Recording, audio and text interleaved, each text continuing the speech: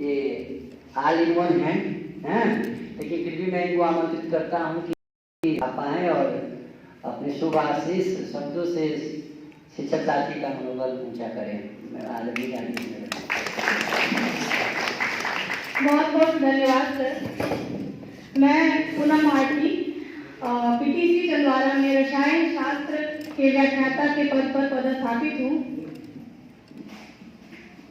4 बार 24 गज अंगुल अस्त प्रमाण ताऊ पर सुल्तान है मत चूके चौहान।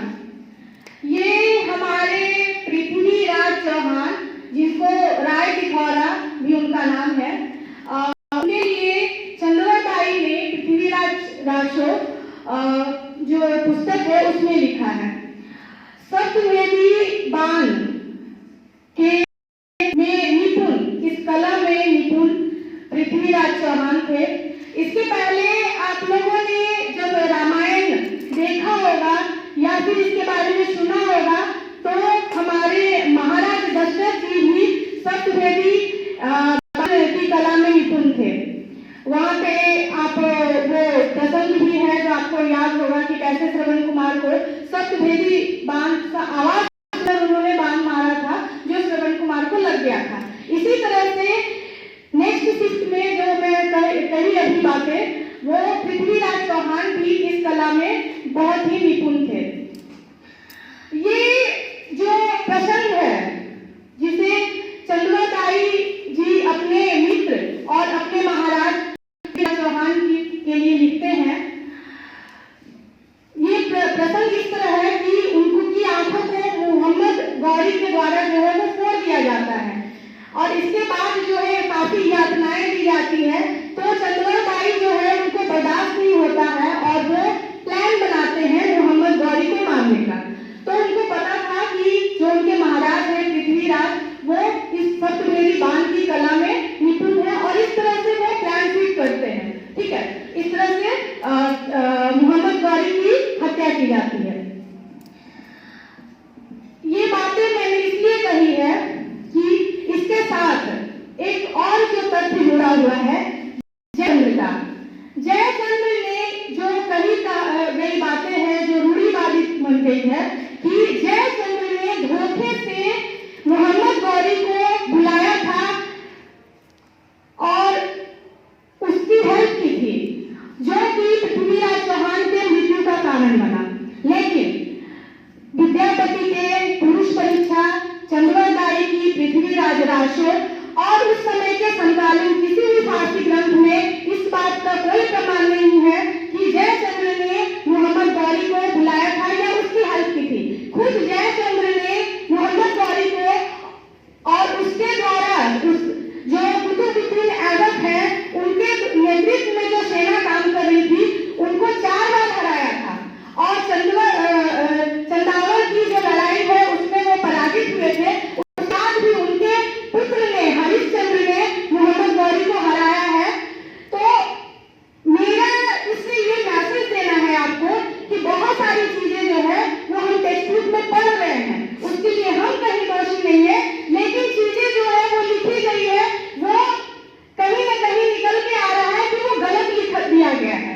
ठीक है, तो आपसे यह आग्रह है कि आप लोग जो है इस तरह की चीजें अगर दिमाग में आती है कि यहाँ पे कहीं ना कहीं गलत है, क्योंकि ये बहुत बड़ी गलती है कि जिसने मोहम्मद गौरी का हेल्प किया ही नहीं उसे एक धोखेबाज के रूप में हमारे सामने पेश किया जाता है।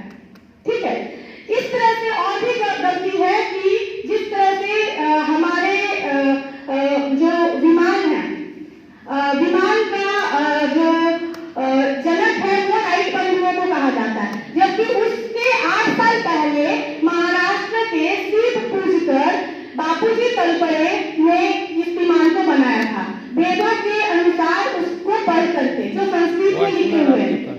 जब 400 साल ईसा पूर्व अगर जाते हैं तो कम हो गया हमारे व्याख्याता रूप में रखा हुआ ले लीजिएगा, जिनको विमान का जनक कहा जाता है।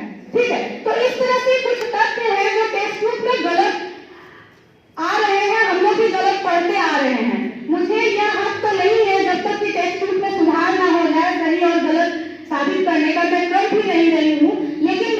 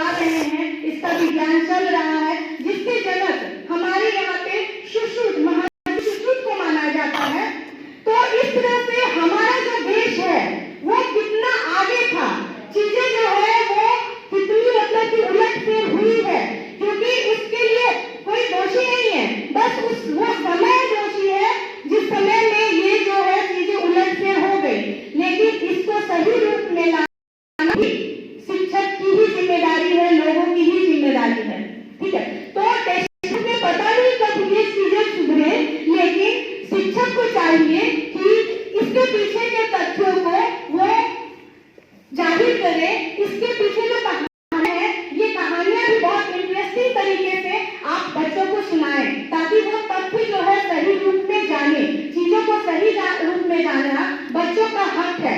तो मेरा आपसे जो प्रशिक्षण के लिए आए हुए शिक्षक हैं उनसे यही कहना है कि आप लोग जो है ना सिर्फ शिक्षक हैं, आप इस देश के भविष्य के निर्माता हैं, क्योंकि कोठारी कमीशन के अनुसार कोठारी कमीशन कहता है कि इस देश के भविष्य का निर्माण यहाँ की कक्षाओं में हो रहा है। तो उसके निर्माता हम शिक्षक हैं, तो चीजों को सही रूप में लाना भी हमारी ही जिम्मेदारी है। बहुत बहुत धन्यवाद। राष्ट्रगान करा दीजिए।